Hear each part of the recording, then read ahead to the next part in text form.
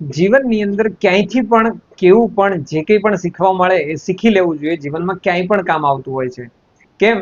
કારણ કે છઠ્ઠા ધોરણની અંદર ઇંગ્લિશ વિષયની અંદર બીજો પાઠ યાની કે યુનિટ 2 એની અંદર એક સરસ મજાની વાર્તા આવે છે જે હમણાં જ મને સાંભળવા મળી.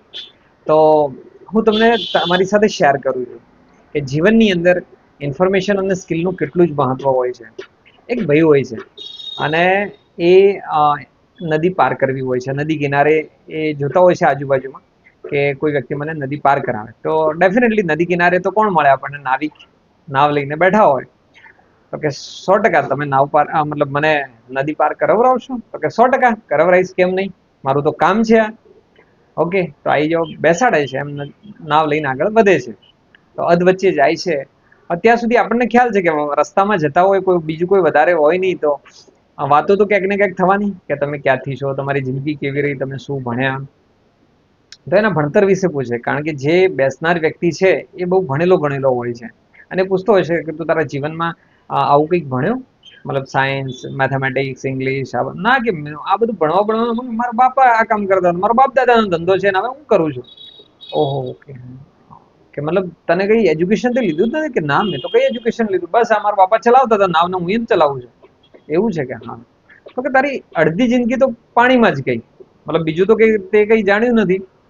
તો પેલો કહે છે કે હા એ છે, મને મતલબ હું ખુશ છું એનાથી.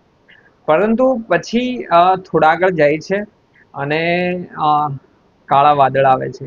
એ પ્રમાણે આપણને બધાને ખ્યાલ છે કે વરસાદનો માહોલ થતો હોય એ પ્રમાણે એ પણ વાતો ચાલુ થાય છે કે વરસાદ આવશે તો બહુ તકલીફમાં મુકાઈ જશું આપણે.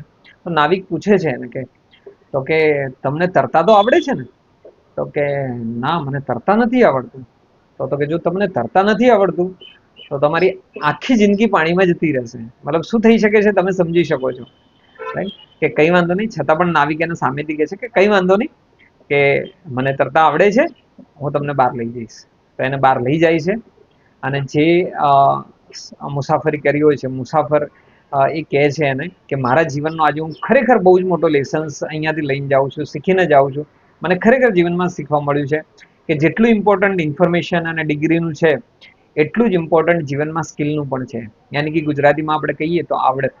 કે જીવનમાં આપણે જે ડિગ્રી લઈએ, આપણી પાસે માહિતી ભેગી કરીએ છીએ, પરંતુ જો એનું પ્રેક્ટિકલ કરેલું ના હોય, આપણી પાસે સ્કિલ ના હોય, આવડત ના હોય, તો ક્યાંક ને ક્યાંક આપણા માટે જીવનમાં બોજારૂપ થઈ જાય છે.